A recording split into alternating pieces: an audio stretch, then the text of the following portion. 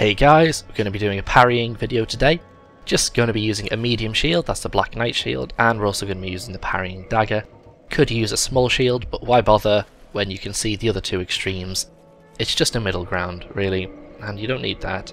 That's just going to confuse everybody, and me especially, because I'll have to keep switching out. Alright, and we'll get straight into this, I think, yeah. So we'll backstab him. This is post-recording, so I'm a bit confused. Now, the trick to parrying is when you see your enemy starting to thrust the weapon towards you. So it's not the backswing, it's as soon as they start heading forward, you can parry, especially with the parrying dagger. With the medium shield, you might have to leave it just a touch longer. And it can be hard to get this timing down because you think, oh, if I leave it any longer they're going to hit me. But don't, I mean, just practice, really. The hollows here and the hollows at the Bifiling Shrine are very good to practice on. So there you go. You can see me getting a couple of partial parries. You know they're partial because you can hear the shield being hit. If you don't hear the shield being hit, you either successfully parried or you've just gotten stabbed in the face. So fingers crossed you did a partial.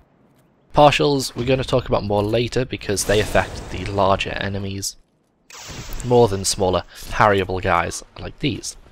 So I've tried to do this in sort of enemy difficulty, and I don't mean difficulty in parrying because that guy with the rapier is particularly difficult to parry.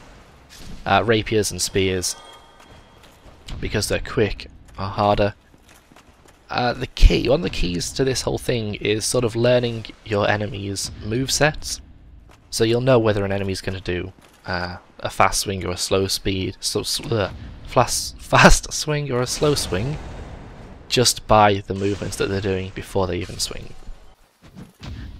Now the enemies in Darkroot Garden are actually quite easy. What I would suggest is you let them run towards you because they will pretty much always do the same attack while they're running towards you.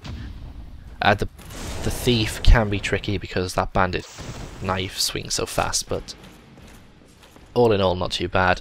Yeah, these spear guys, again, they do a horizontal swing, which you haven't seen here, but that's much more difficult because it's so slow. So really, you just have to learn.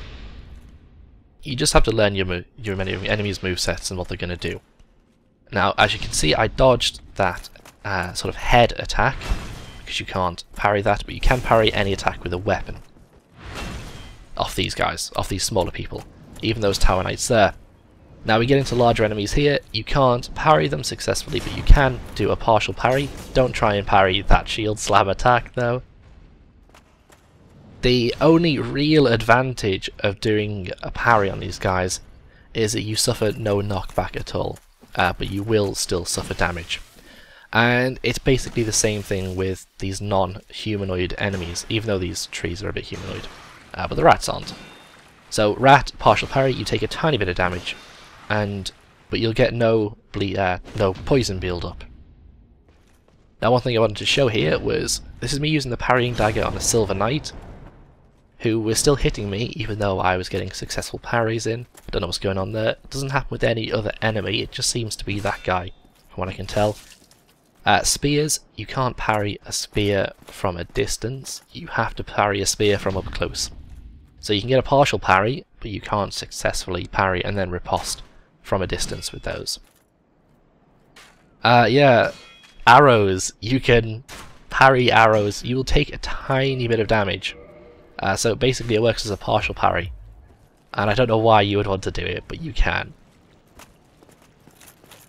And that is pretty much all I've got to say about it. It just takes practice really. Get out there, practice on enemies, learn some moves, and you'll be fine.